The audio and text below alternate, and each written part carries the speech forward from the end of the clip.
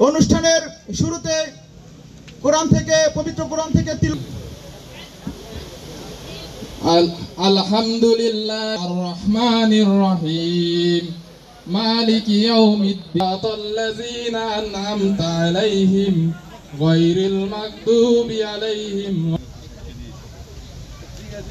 আমি বিগত 2 মাস আগে বিএনপির বর্ধিত সভা ছিল, ঢাকাতে প্রোগ্রাম ছিল, যিনি খালেদা জিয়া প্রধান অতিথি ছিলেন আর সভাপতি ছিলেন তারেক রহমান। সেখানে আমি বলেছিলাম যে 5ই আগস্টের আগে ঢাকাতে মিটিং করেছি, কয়জন লোক ছিল, এখন মঞ্চে জায়গা পাই না। মিটিংয়ের জন্য আমি তারেক রহমানের সামনে বলেছিলাম যে 5ই আগস্টের পরে আমরা হারিয়ে যাচ্ছি। সেই জন্য আমি বলতে চাই, যারা বিগত দিনে আন্দোলন সংগ্রামে মাঠে ছিলেন তাদেরকে অবশ্যই মূল্যায়ন করা হবে। তাদের বিরুদ্ধে যত রকমের ষড়যন্ত্র করা হোক না, আমরা অবশ্যই তাদেরকে মূল্যায়ন করবো ইনশাল্লাহ। আর একটি কথা বলতে চাই যে আগামী দিন হয় ডিসেম্বর হোক, জানুয়ারি হোক, ফেব্রুয়ারি হোক, এই দেশে একটি জাতীয় নির্বাচন হবে। সেই নির্বাচনে বাংলাদেশ জাতীয়তাবাদী দল অংশগ্রহণ করবে।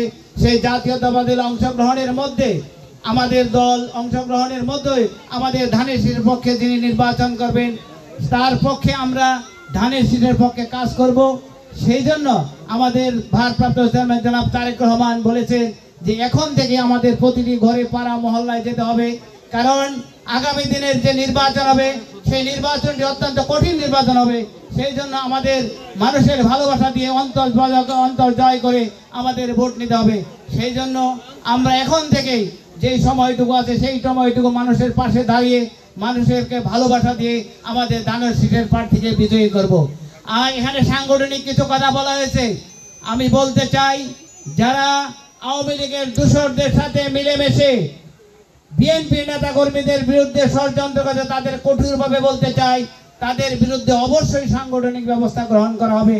তারা যদি বিএনপির কোনো নেতা কর্মীকে হয়রানি করার চেষ্টা করে, আমি এখানে দাঁড়িয়ে ঘোষণা দিয়ে চাই আপনারা আমাদের সাথে যোগাযোগ করবেন, আমরা অবশ্যই তাদের বিরুদ্ধে সাংগঠনিক ব্যবস্থা গ্রহণ করব।